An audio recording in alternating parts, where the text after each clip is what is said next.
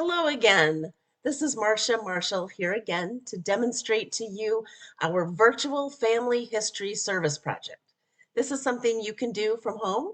So grab your laptop, computer, or smartphone, gather your family around you for a family night of family history tech fun. This is especially fun for those who enjoy screens so very much.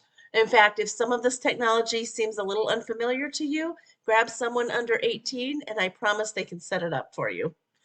Our objective with this project is to add as many cook people into the Family Search Family Tree. Here I have my Family Search opened up. This is my fan chart. But we're going to add to the Family Search Family Tree with people named Cook. So these cooks are not necessarily related to us, but they might be. So you never know. We're just going to hit the whole cook name and see how many we can add to the family tree. So this is a project that serves the family tree, which serves everybody in the world. So we have records that have been indexed, and we're going to attach these to people, cook people. And sometimes we'll be creating a new person from the information that we found on the record, which is the best part because that's how the tree grows. When there's a new person that can be added to the tree, then that's a new person you can do ordinances for, and that's now found and put on the tree, and it's very exciting. We'll also just be adding records to some people who are already there on the tree. So we're going to use two programs for this service project that were created by BYU's Record Linking Lab. They have a Facebook page, which I'll show you here.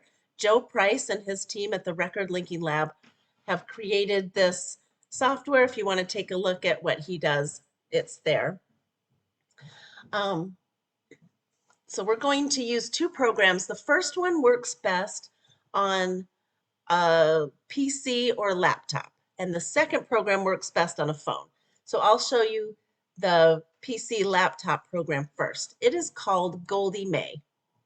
And this Goldie May is a research software, but we're going to use the free version. I'll go down here to show you. Their free version that you can contribute to Family Search Tree with volunteering. That's what we're going to do. So go to this page, goldiemay.com, and download this program onto your computer or laptop. Once it's downloaded, you will have this extension up here with a G in the corner. And so after you might want to pause this if you want to do that first, download the program, and then we'll proceed from there. So once you have it downloaded, you can click on the G, and this Goldie May will appear. We are going to, okay, I want to split screen this. So I want to put my tree on this side and the Goldie May extension on this side. Okay, we're going to do their volunteering here. Attaching records to the family tree. So you click on Family Search Tree. Now on this page, there's some instructions about how this works, and what we're going to do is a project with all the surnames Cook.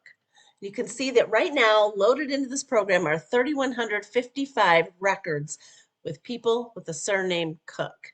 And there's a few more if you spell Cook different, or Cookie or Cooks. So we're going to focus, we're going to see how many we could do of this 3,100 list. So type in the name Cook there and start. We're going to do any record. We're going to get started. Goldie May will then, it will ask you to log into your family search first. It skipped that on mine because I'm already logged in. But if you're not logged in, it'll say, please log into your family search. So do that. Then it will open this up in your family search. It will open up the first record. You can look at this person and decide if he is the same person. These have already been joined, but they want to add this person to the family. So you might notice this source linker. You might have used this in Family Search before, but it is saying this Charles Cook and this Charles Albert Cook are the same person. They've already been attached. This Florence Cook and Florence Mary Snyder are the same person. They've already been attached. But this Daniel Cook, they wonder if it's the same as this David Casper Cook. In this case, because the names are different enough, I'm not going to attach these people because I think there may have been maybe another boy after it. If you'd like to click on these people or on the record, you can take a look more in depth if you want. Or if you don't want to, if you just think this is not a match, you can click skip. So I'm going to skip this record. If you're unsure of anything, just go ahead and click skip and it will move on. I believe it brings up that record to another volunteer who might want to look at it. So they're not lost forever. You're just skipping them. Now I'm going to look at this person. I think I will skip this one again because his dates are enough that he might be the same person, but perhaps not. So I want to get a record to show you that it looks like they're the right person. So I'm going to skip this again. So now we have Jessie N. Cook and J. N. Cook, married to Emma Cook and Emma Vanover, but she would have been Cook when she was married. Whose dates, they don't have dates here. So let me skip that again and get a record that looks good. Okay, here's a good record to show you. This family in this census record just has Margaret Fleeth with children Carrie M. Cook and Austin P. Cook, her husband, and their son, Austin Cook. This looks like they are the same people, that these are the same people as these. Their father may have been deceased or gone or not at home at the time of the record. So I think these are the same people. I want to match or combine this record with this. And here's how I can do that. I can press on the arrows individually and attach them like this. Attach. I'm going to do all the people on here. But in a minute, I'm going to show you a faster way to do this. And I believe that's the same son. The dates might be off a little because this is estimated from the census. Might have said he was a certain age and he hadn't had his birthday yet. So if they're within a year, I think they're good. And sometimes they just plain get their ages and dates wrong. So this one's off a little, but I think it's still the same family, so I'm combining them. Okay, that family is all combined. Now I can move on to the next. I'm still in the Cook surname here on Goldie Mae. So I will move on to the next family, and this family also looks like they are the same family. Instead of clicking the purple arrows this time, I'm just going to click this button, Attach Records, and look at that. It's going to do it all for me. So slick. Okay, and that's all there is to it. We're going to combine as many as we can, attach these records to these people in the tree, and sometimes it will pop up that somebody's a new person, and would you like to attach them? And so we'll be adding people to the family tree, and that's very exciting. Sometimes this record will pop up that it says, this is your cousin.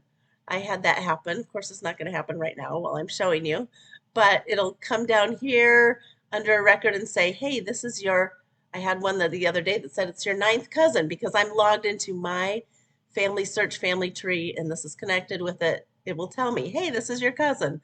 Oh, here we go. Mary Adele Mitchell is your 11th cousin, 3 times removed. So you might get some of your cousins in here, and that's exciting to see.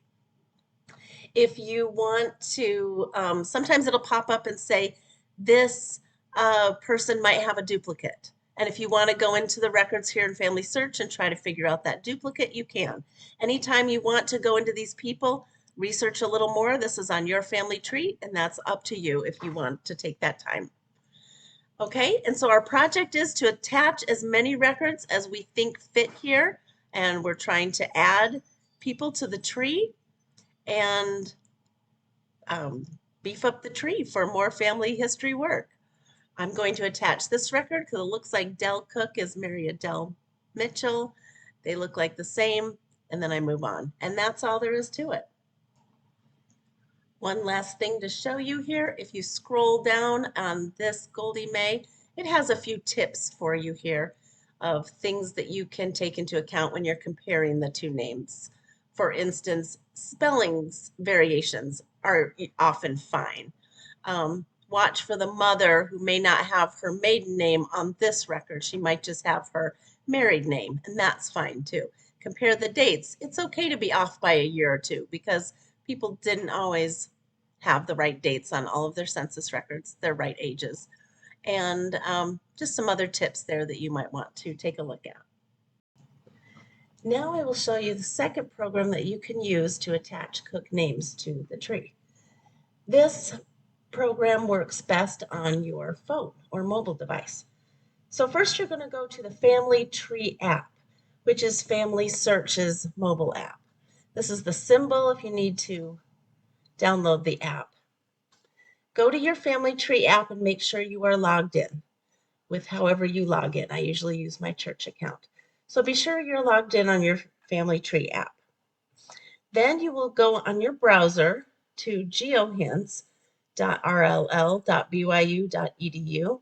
This is the Record Linking Labs mobile app, and it will have these 3 tabs. You will use these tabs one at a time, not all together. So we're going to use the surname tab to do cook names. But don't click on the surname and a location, just one or the other. So we're going to type in cook surname, and then when it comes up here, we'll click on that cook, and it will populate with pins that represent, in this case, a census record that has the name cook in it. And our goal is to get all the pins, the green pins, done all over the world. This map can be extended to the whole world. So when you click on a pin that you would like to work on, it will bring up some information about that person, and you'll click on that box. This now will open in your Family Tree app. And this is the person of the pin that we clicked on, Helen Cook, and this is the person that Family Tree thinks is her match. This person's name is Helen Margaret Kennedy. Her birth date is the same, birthplace is the same. Her last name is not the same, but if we scroll down, we see that she married a cook. So on this census record, her name is now Helen Cook. So I think this is a match. So I would go down here, and if there was any other information here from this census record that I wanted to add to the family tree, it would have a green arrow, and I would click on that, and it would scoot over to the family tree, and then I would click Yes, Attach. And now her record is added to her account, to her in Family Tree. Then it will ask me if I want to do her husband, which I could do as well. I want to show you an example of a person who is not found in Family Tree and how you can add them to the Family Tree. This person is Laura Cook. And if we scroll down, we would see that her husband was Philip Cook. So I may not know her maiden name, but her married name is Laura Cook. And they did not find a match here in Family Search. So it will ask me if I want to add a new person. When I click on that, it will open to this screen. And then I could see if there was a person that matched, if I perhaps knew her maiden name, or that it might match one of these names, or if it thought this person matched any of these. So I don't think it matches any of these. I would scroll through them all. And then if I don't find a match, click No Match. Then it will open up to this field where I can populate with her information. It will already be populated with her information. She's deceased because the birth date was so long ago. And then you can add this person to the tree. Then I would click this information to scoot it over to her now added person on the tree. And then I would click Attach Record. I forgot to show you that screen, but that's what you would do next. And that adds a person to the tree. That's exciting because now this person is available to be found, attached to other records, and ordinances could be done for her now that she's a new person on the tree. So once you're done with a person, you will go back. This opened in the Family Tree app. Now I want to go back to my browser that had the map with GeoHints, and then I can do another pin. And you can continue that way until you've completed all of the cook pins on the map.